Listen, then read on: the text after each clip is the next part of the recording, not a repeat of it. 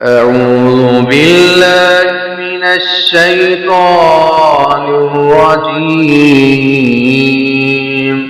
بسم الله الرحمن الرحيم الشهر الحرام بالشهر الحرام والحرمات قصاص ومن اعتدى عليكم فاعتدوا عليه بمثل ما اعتدى عليكم واتقوا الله واعلموا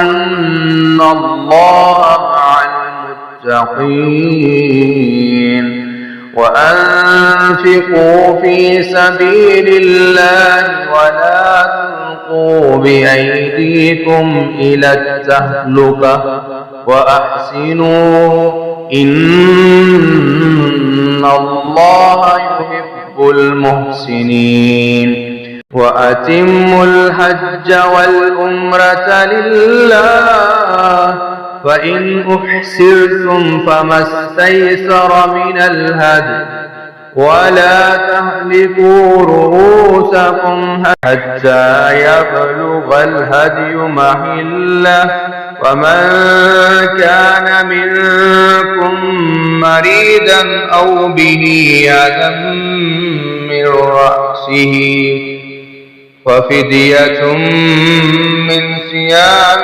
أو صدقة أو نسك وإذا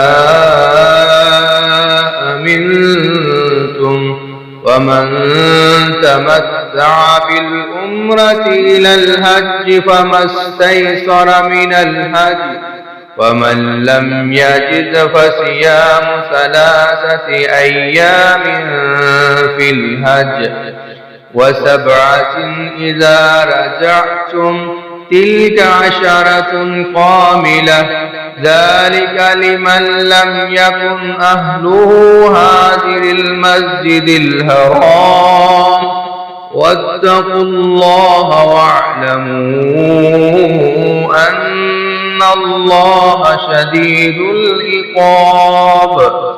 हुर्मत वाला महीना हुर्मत वाले महीने के बदले है और सब हुर्मतें एक दूसरी का बदला है। बस जो तुम पर ज्यादती करे सो तुम उस पर ज्यादती करो, उसकी मिसल जो उसने तुम पर ज्यादती की है। और अल्लाह से डरो और जान लो कि बेशक अल्लाह डरने वालों के साथ है। और अल्लाह के रास्ते में खर्च करो और अपने हाथों को हलाकत की तरफ मत डालो और नेकी करो, बेशक अल्लाह नेकी करने वालों से मोहब्बत करता है।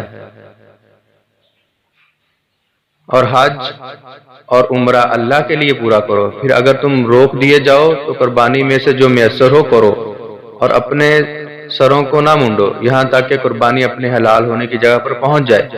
फिर तुम में से जो बीमार हो या उसे उसके सर में कोई तकलीफ हो तो रोजे या सदके या कुर्बानी में से कोई एक फिदिया है। फिर जब तुम अमन में हो जाओ तो तुम में से जो उम्रा से हज तक फायदा उठाए तो कुर्बानी में से जो मैसर हो करे। फिर जो ना पाए तो 3 दिन के रोजे हज के दौरान और 7 दिन के उस वक़्त रखे जब तुम वापस आओ। ये पूरे 10 हैं। ये उसके लिए हैं जिसके घर वाले मस्जिद हराम के रहने वाले ना हो। और अल्लाह से डरो और जान लो कि बेशक अल्लाह बहुत सख्त अज़ाब वाला है।